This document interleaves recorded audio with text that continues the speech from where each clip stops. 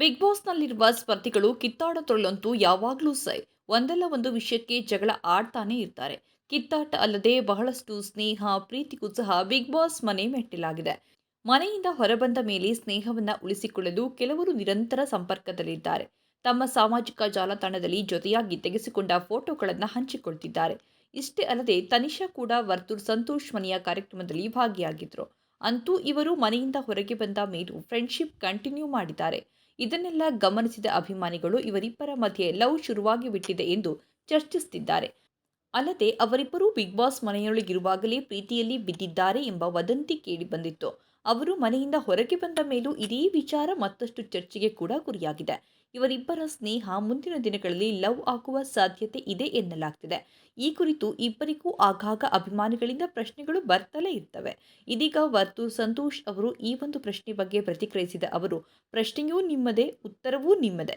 ನಮ್ಮಿಬ್ಬರದ್ದು ನಿಷ್ಕಲ್ಮಶವಾದ ಸ್ನೇಹ. Friendship ಹೇಗೆ ಬೇರೆ ರೀತಿ ತಿರುಗುತ್ತದೆ, ಹಾಗೇನಿಲ್ಲ, ಒಳ್ಳೆ ಫ್ರೆಂಡ್ಸ್ ನಾವು ಅಷ್ಟೇ ಎಂದಿದ್ದಾರೆ ವರ್ತೂರ್ ಸಂತೋಷ್.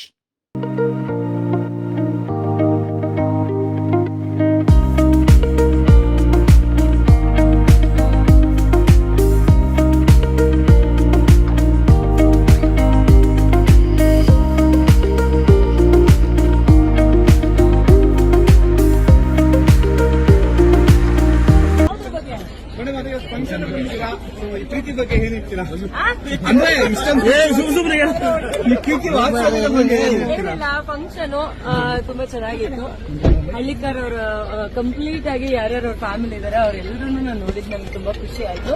ಅಂಡ್ ಆಲ್ಸೋ ಅವ್ರು ನಮ್ಮನ್ನ ಎಷ್ಟು ಚೆನ್ನಾಗಿ ನೋಡ್ಕೊಂಡ್ರು ಅಥವಾ ಎಷ್ಟು ಚೆನ್ನಾಗಿ ಟ್ರೀಟ್ ಮಾಡ್ತಾರೆ ಅನ್ನೋದನ್ನ ನೀವೇ ಎಲ್ಲರೂ ನೋಡಿದೀರಾ.